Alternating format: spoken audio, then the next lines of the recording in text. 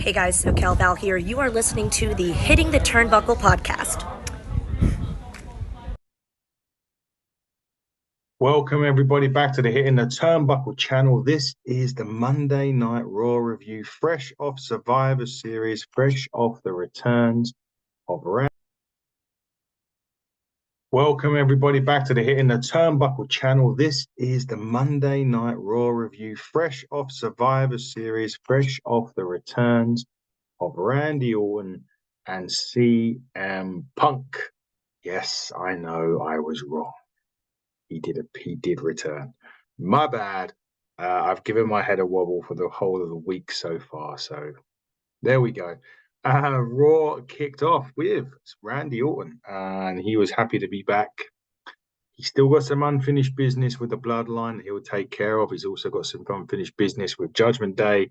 Rhea Ripley comes out, and it goes on, and Randy Orton says it was mummy this, mummy that, but daddy's now home.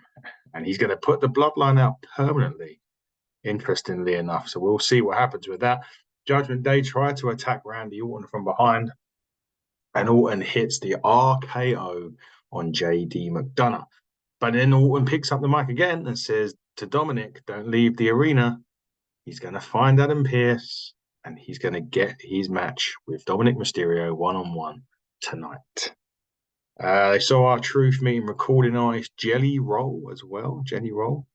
Well, great name.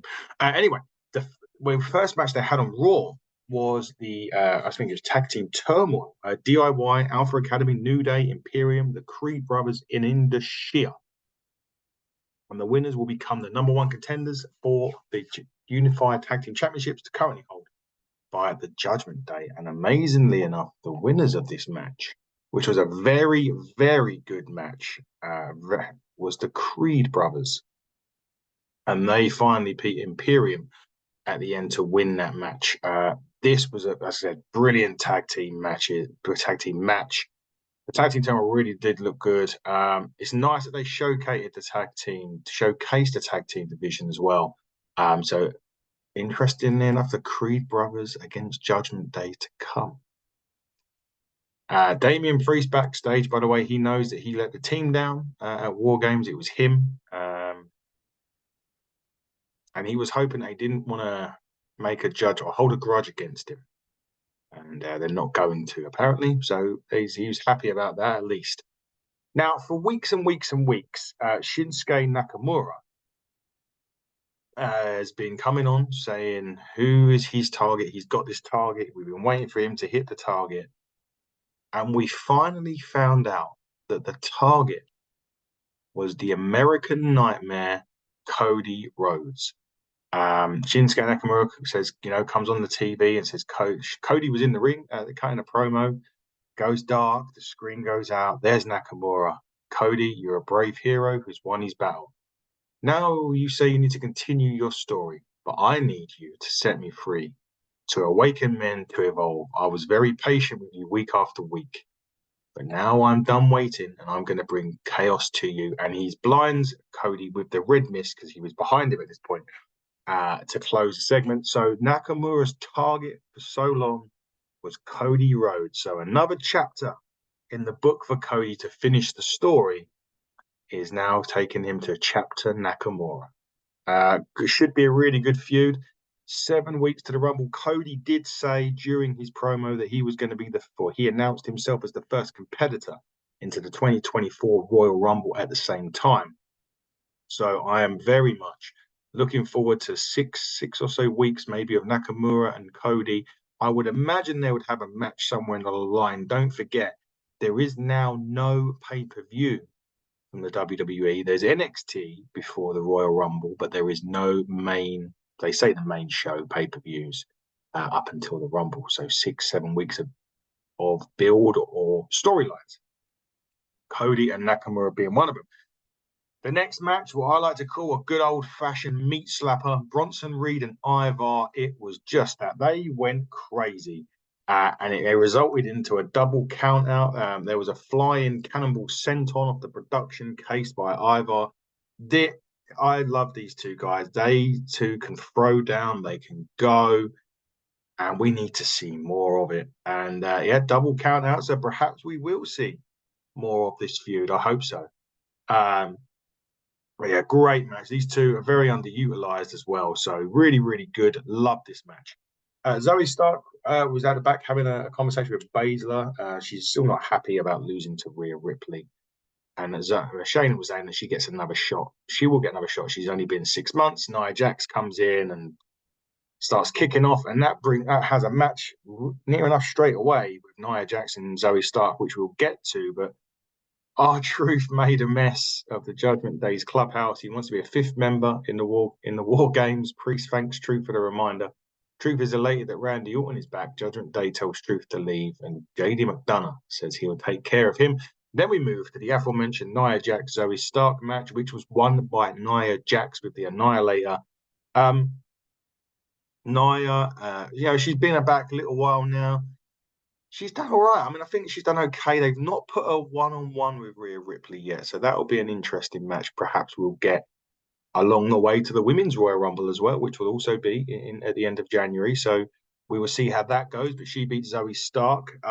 Gunther is backstage and he's livid about the Imperium losing the tag team turmoil match. Ludwig Kaiser promises to rectify that situation next week. The Miz was getting in their face, so it looks like the Miz and Gunther still hasn't finished themselves yet. Plus, Gunther's got the issue with Imperium, his team. So perhaps there's going to be more to that. Miz may get another shot at the Intercontinental title going forward. I kind of hope he doesn't, because I didn't think the match was that great. But nevertheless, we will see what happens on the way to the Royal Rumble. Seth Rollins was next. He was very happy. He was a revolutionary. He's a visionary, but he wanted everyone to get CM Punk out of their system, because he called him a hypocrite as well, which was very interesting. Anyway, that brought out McIntyre. McIntyre wants his rematch for the championship. Seth Rollins said that he does actually indeed deserve a rematch, but he doesn't have it next week because Rollins is defending the World Heavyweight Championship next week against Jey Uso. And as soon as Rollins was saying it's nothing personal, McIntyre headbutted Seth, but he also caught the belt and cut his head, which actually made that headbutt look even more better. Then all of a sudden, Jey Uso got in there as well. He super kicks McIntyre. And Rollins as well. And Jey picks up that World Heavyweight title and hands it back to Rollins to finish that segment. Now, that's interesting because Jey Uso gets the world title next week and not Drew McIntyre. Back to McIntyre, he was backstage with Sami Zayn, and Sami Zayn's now kind of saying, you need to sort of grow up a little bit. You lost your title. You lost a shot against the Bloodline. Get over it. He didn't. And now they've got a match next week, which is going to be Sami Zayn and Drew McIntyre. Should be a really good match. Both those two can go. Next on the line was the women's tag titles. Tegan Nox and Natalya were going against Chelsea Green, Piper Niven. The champs retain with the running crossbody splash from Piper Niven closes out the victory for that. I'm still not entirely sure what happens with the women's tag team division. It needs something there. These just random teams coming together just isn't working for me personally, but I suppose they haven't really got anyone, have they? They'll have to just throw people together to bring our tag teams into it. So not so I'm going to be a loser on that one, but never mind. I did lose about the whole CM Punk thing as well. Jey Uso did see Randy Orton out of backstage, and he wants to leave the past in the past and let bygones be bygones. And Randy Orton said, as long as Jey is out of the bloodline, they are good. So interesting. Becky Lynch was backstage as well. She was in obviously the War Games match. The man has come around to Nashville. There's a couple of items on the horizon. I can't get my words out today. One more pressing than the other. Didn't elaborate as to what that pressing bit was. Could be Rhea Ripley. Could it be somebody else? We will see.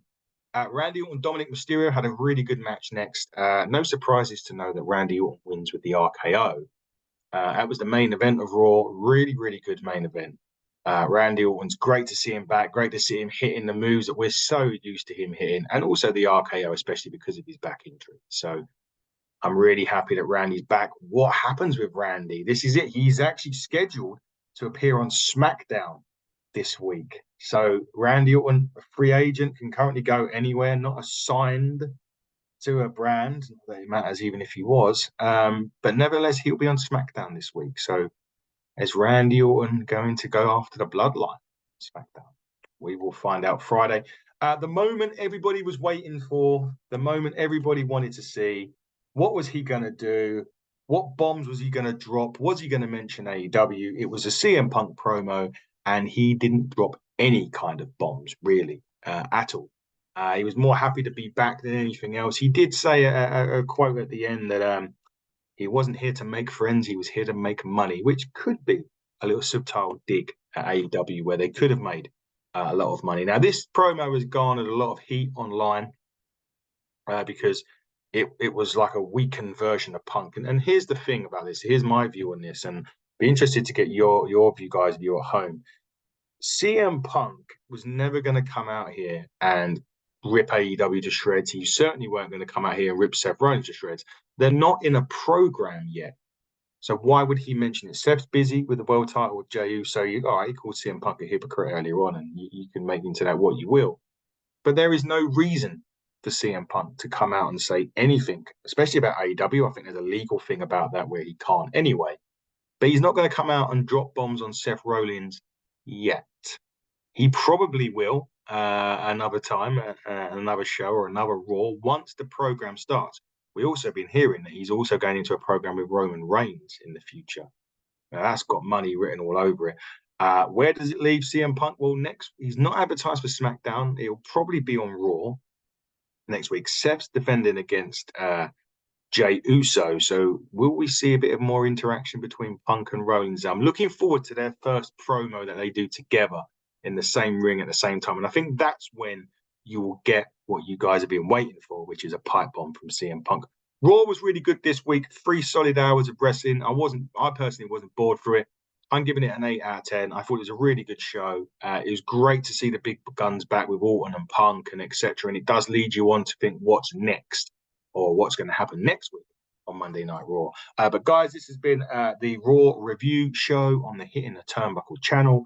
I will see you later on this week. We have got the NWA review tomorrow. We've got Dynamite reviews coming up, Collision, SmackDown.